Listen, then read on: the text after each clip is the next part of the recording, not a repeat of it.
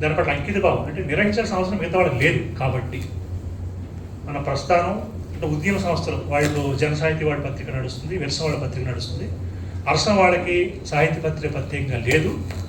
ఈ 3 సంవత్సరాల ఆధారైన పత్రిక నడుస్తుంది. ఈ మూడింట్లో నాణ్యత రీత్యా కానీ ప్రామాణికత రీత్యా కానీ ప్రస్థానానికి ఒక ప్రత్యేకమైన పేరుంది. ఇది సాధారణ రచయితల్లో సాహితీవేత్తలో కూడా మన ప్రస్థానానికి మంచి ఆదరణ ఉంది, మంచి పేరుంది. యూనివర్సిటీల్లో మన పత్రికలో ఒక వ్యాసం పట్టడాన్ని వాళ్ళు ఒక ప్రామాణికమైన పత్రికగా భావిస్తారు. పిహెచ్డీ చేసే స్కాలర్స్ కానీ ప్రొఫెసర్స్ కానీ వాళ్ళు రెగ్యులర్గా అట్లా భావిస్తుంటారు. ఇది మన పత్రిక ఉన్న ప్రతిష్ట.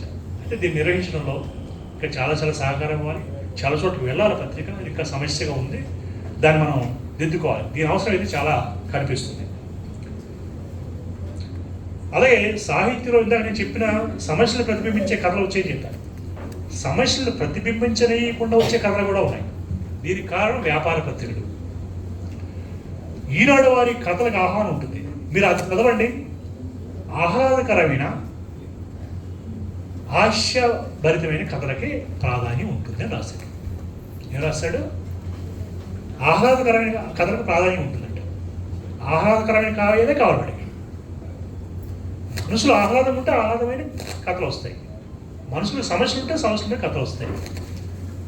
సాహిత్యం సమస్యనే కదా, సమాజాన్ని కదా ప్రతిబింబించాలి. ఆ రాయడం కోసం రాసిన వాళ్ళంతా కూడా ఆ తరహా కథలు రాయడం, ఆహ్లాదమైన కథలు. మనసులో ఆహ్లాదం ఉంటారు, కథలు ఆహ్లాదంగా ఉంటాయి. రెండోది, సమాజంలో జరుగుతున్న అసమానతలు, దాడులు ఇలాంటి సంబంధించి కవిత్వం పుంకాలుగా వస్తుంది. దాన్ని సాహిత్య భాషలో సంఘటనాత్మక కవిత్వం అంటారు. సంఘటన జరిగినప్పుడు సంఘటన ఆధారంగా రాసే కవిత్వం సంఘటనాత్మక కవిత్వం. ఈ సంఘటనాత్మక కవిత్వం అంటరానిదనేట్టుగా చూసే పత్రికలు సాహితీవేత్తలు ఉన్నారు. కవిత్వం అంటే చాలా కొలవరాలతో పుట్టాలి ఇప్పటికీ, అలా ఉండాలి. సంఘటనాత్మక కవిత్వం ఎవడా రాశాడు? మనం అంటాం సంఘటనాత్మక కవిత్వం ఒక కవి అన్నవాడికి ఒక ప్రమాణపత్రం లాంటిది. అంటే జరిగిన సంఘటన పట్ల స్పందించే మనసు ఉన్నవాడే కవి. నేను సమాజాన్ని చూడడం కళ్ళు మూసుకుంటాను, నేను ప్రత్యేకంగా ఏం సృష్టిస్తాను? గాడి గుడ్డు అది మొత్తం దాంట్లో ఏం సృష్టించాలో కొత్తగా ఎందుకు అవసరం? సమాజాన్ని ప్రతిబింబించేది రాయాలి. సంఘటనలు కూడా కదలాలి. సంఘటనలోంచే చాలామంది కవులు పుట్టారు.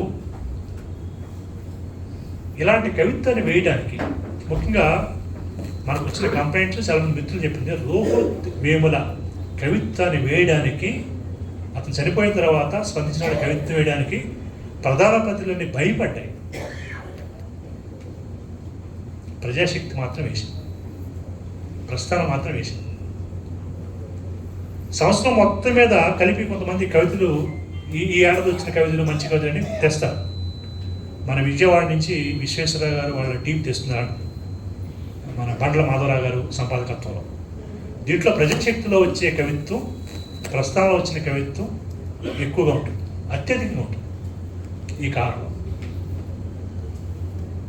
చాలామంది రచయితల కంప్లైంట్, ఈనాడు వారి కవిత్వాన్ని వేయే ఆంధ్రజ్యోతిలో వేసే కవిత్వానికి ఈ పరిమితులు ఉంటాయి. సాక్షిలో వేసే కవిత్వం, ఇందాక మనం చెప్పుకున్న కవిత్వం, కళ్ళు మూసుకొని రాసే కవిత్వం వేస్తారు. సమాజం గురించి పట్టించుకోవాల్సిన కవిత్వం దాంట్లో వేయరు. కాబట్టి చుట్టూ ఇలాంటి వాతావరణం ఈరోజు ఉంది. ఇలాంటి సందర్భంలో ఈ కవులని, స్పందించే కవుల్ని మనం గుర్తించడం, వాళ్ళతో మాట్లాడడం చేయాలి. మనకు రకరకాల పత్రికలు ఉన్నాయి, సంఘాల్లో పత్రికలు ఉన్నాయి. నిన్నే మా సూర్యనారాయణ గారు అన్నారు, రైతువాణి కథల పోటీ ఒకటి నిర్వహిస్తుంది. ఇష్యూ ఏంటి సార్ అంటే రైతాంగ సమస్యల మీద. ఇలా రైతాంగ సమస్యల మీద ఏదైనా ఒక ఇష్యూ జరుగుతున్నప్పుడు సమీకరించే ప్రయత్నం చేయాలి. దాంట్లో ఇది కథల పోటీ, కవితల పోటీ లాంటివి కూడా ఒక భాగం. ఈ సమస్యలు ఏమైనా జరుగుతున్నప్పుడు దాని మీద మనం ఆందోళన చేస్తున్నప్పుడు దాంట్లో వాళ్ళు భాగస్వామ్యం చేయాలి. ఆ లోకల్ ఉన్న వాళ్ళతో సంబంధం పెట్టుకొని ఇలా జరుగుతుంది. ఇప్పుడు ఇది జరుగుతుంది ఎక్కడ? కేరళలో జరుగుతున్నది ఈ తరహా సమీకరణ. తమిళనాడులో ఇంకా బాగా జరుగుతుంది. మహారాష్ట్రలో ఇలాంటి వాతావరణం. సమస్యలతోటి ప్రజలకు ఆందోళన చేస్తున్నప్పుడు వాళ్ళ దగ్గరికి వెళ్ళి పరిశీలించి తిరిగి ఆ కవిత్వం వాళ్ళకి వినిపించడం. రైతు గురించి రాసే కవిత్వం రైతు వినాలి కదా. సో రైతు శిబిరాలు ఎక్కడ జరిగితే అక్కడ వినిపించాలి. ఇది వాళ్ళతో అనుసంధానం చేసుకోవడం ద్వారా కవులు మీరు పిలిస్తే వస్తారు. కవులకి వినేవాళ్ళు నలుగురు కావాలి. తన బాధని, తన ఆవేదనని, తన ప్రతిభని చూసేవాళ్ళు, వినేవాళ్ళు, ప్రోత్సహించేవాళ్ళు కావాలి. కాబట్టి మన సంఘాలు చేస్తే ఈ సంఘం అని వాడు నేను అనుకోవటం. మరి విముక్తున్నవాడు ఎవడ ఉంటే అరాకొరాకన్నా ఉండొచ్చు, కానీ పిలిస్తే వస్తారు. వాళ్ళ కవిత్వం విని చప్పట్లు కొట్టి అభినందించి ఇంకో ఇలాంటి ఇష్యూస్ ఇంకా ఉన్నాయండి, ఇవి కూడా ఉంటే బాగుంటుంది, ఇది సమస్య, కౌలు రైతు ఇది ఎదుర్కొంటున్నాడు, మామూలు రైతు ఇది ఎదుర్కొంటున్నాడు, చూస్తే బాగుంటుంది, వింటే బాగుంటుంది, రాస్తే బాగుంటుందని మనం మన అవసరాన్ని చెప్తే అలాంటి కవిత్వం కూడా వాళ్ళ దగ్గర నుంచి ఆశించవచ్చు. కాబట్టి ఈ సమన్వయం కవుల విషయంలో జరగాలి. ఇలా కవులు రచయితలను సమన్వయం చేసుకోవడంలో మనం ప్రత్యేకమైన కృషి కూడా చేయాల్సిన అవసరం ఉంది. కవులు చాలామంది ఉన్నారు, కథకులు చాలామంది ఉన్నారు. కొత్త కురవాడు రాయట్లేదనేసి మనకు కంప్లైంట్ ఉంటుంది, ఎవరు రాస్తారండి, ఎవరు చదువుతారు, కొత్తవాడు కూడా రాస్తారు, ఆశ్చర్యపోయేట్టుగా రాస్తారు. సాఫ్ట్వేర్ రంగంలో ఉన్న పిల్లలు కూడా రాస్తారు.